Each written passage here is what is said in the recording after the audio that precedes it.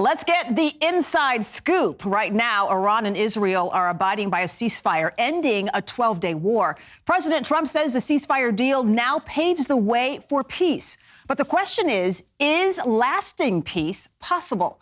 Well, this week, NATO leaders, they praised President Trump for brokering the ceasefire deal and for the U.S. military strike on 3 of Iran's nuclear sites. The NATO Secretary General said President Trump's decisive action on Iran, quote, makes us all safer. So now the inside scoop. Is lasting peace between Israel and Iran possible? And could we see a regime change? Today's insider with the scoop is an Iranian woman who has family in Iran right now and whose mother actually escaped the brutal Iranian regime years ago. Amanda Makki is also a lawyer and political policy strategist. She also ran in the Republican primary for Florida's 13th congressional district. Amanda, thank you so much, first of all, for joining me today. So let's get right to the inside scoop. I do want to get to your family's incredible story in just a second, but the big question of the hour, is lasting peace possible? I think that President Trump put it best when he said these two countries have been at war for so long that they just can't get it together, minus the expletive. That's in essence what he said. But the gist of it is that these two countries both have dug their heels in deep, and it is only going to take someone with a lot of power and a lot of influence to be able to get these two to the table. And I think President Trump has largely tried to do that. No other president has attempted this, but President Trump has. And I think the world is looking at him with a little bit of fear, but also with a lot of encouragement and positivity, as you saw the UN Chief General do today. Yeah, we're looking at video right now. We were just looking at video of some of the strikes in the skies above Tel Aviv, in fact. You know, it's interesting because a lot of the average people watching this play out, they understand the political nature of this. But there's also another element, actually 2 other elements. There's the political nature that we're dealing with here. We're also talking about a historical context, but there's also a biblical context to that. How does that play into this? And why does that, I don't want to say complicate things, but why does it make it so convoluted in terms of finding peace in the end? Yeah. Well, what's interesting that a lot of people don't realize are just how many Jews live in Iran. One thing that people forget is that unlike our Congress here, where we vote for whoever we vote for who ultimately gets into office, in Iran, they actually have a requirement that religious minorities have a seat in parliament, what they call majlis.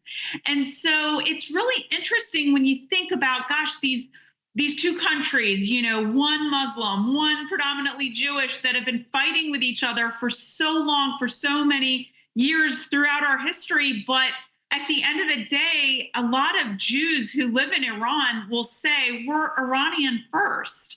And so it is a very challenging thing.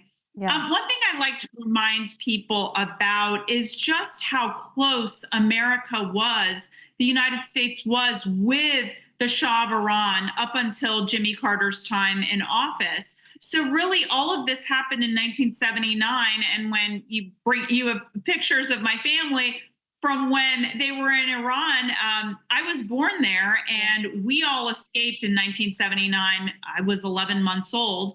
And so when we escaped, my parents didn't even tell their own relatives, even their own parents, that they were leaving, because you didn't know whose side who was on. Yeah. And so what happened in a very quick period of time in the early part of 1979, a lot of Iranian Americans are here because of that. Yeah. You know, I've read a little bit about your story, and it seems as though your mom was such a brave woman. Tell us a little bit more about her and how that escape by your family shaped who you are today. Absolutely. I always tell people it's really the story of the American dream. You know, my mother, she was college educated, but when we came here, she was doing menial jobs, delivering yellow pages and babysitting. She was a nanny. She was doing everything that she could to put a roof over our heads, because when we came, as much as we wanted to and needed to, there was so much resentment and racism and hatred towards Iranians. Why? Because of the hostage crisis that played out for 444 days, starting in November of 1979. There was a lot of resentment towards Iranians, and we understood that, but we were escaping the very same thing. That's how we were able to seek political asylum. So my mom worked hard. My dad worked hard. He was a surgeon in Iran, but he would just try to get, low level jobs here to put himself through school. He ultimately became a surgeon. He graduated from Georgetown in Washington, D.C., which is where I grew up. And he is a surgeon to this day. Wow. He worked hard. My mother worked hard to give us the best life that they could. And they achieved that because through hard work, it doesn't matter what your cultural background is, what your language barriers are, that you come here impoverished, you can work hard. Now, one thing I always like to say, because we are kind of in the midst of a huge immigration crisis right now, when we came, we sought political asylum, and my parents worked, contributed, and waited 15 years. I was in high school when they got their citizenship. So there is a path, but you have to do it the legal way, which is how my family did it. Well, we were just looking at some of the pictures of your family, just beautiful family pictures. Thank you for sharing those pictures. There's your parents right there. I will always remember, you mentioned the hostages in 1979. I'll always remember the day they were released because it was my birthday. And I remember sitting in my house watching them get off the plane. And that is really what ignited my interest in so many world matters that are going on. I do want to talk quickly with you. I know you're tight for time, but I do want to talk with you quickly about your family that may still be in Iran. What are you hearing from them right now? Because we know that some of the communication, the government shut down some of the communication, so people had a hard time getting messages out. But do the people of Iran feel as though this is the time for a regime change? And could we see movement towards a regime change? So there was an internet blackout, and since the proposed ceasefire, they have been back online.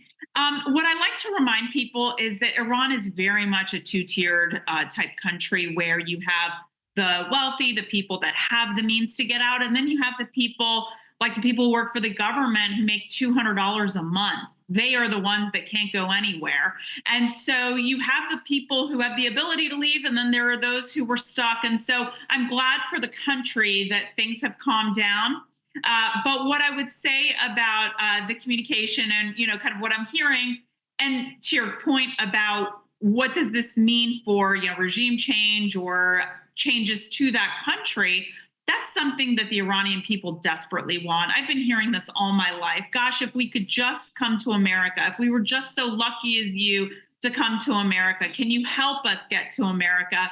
In fact, when I was in Iran in 1999, I was 21 years old when I went, and my cousin is the same age, and I was talking to her friends, and they were just like, please get us out of here, help us get out of here. And it was so confusing to me because I just didn't realize how lucky I was to be here and not there, and to have grown up here. So they desperately want regime change. I don't believe that's what this administration wants to pursue. It may be what Israel wants to pursue, but I don't see the appetite for it in Congress or with the president. And even the Shah's son, Reza Pahlavi, has said he thinks that it should happen from within. Yeah, and I think that he has stepped up and said that he would like to be the person to lead a regime change. And we know the Iranian people have been so grateful to the United States for representing the Western values that we do, like you just spoke to. So we will be praying for peace. We'll be praying for resolution, if nothing else, to the situation. Amanda Makki, thank you for being our insider with the Inside Scoop today. Good to see you. Good to see you.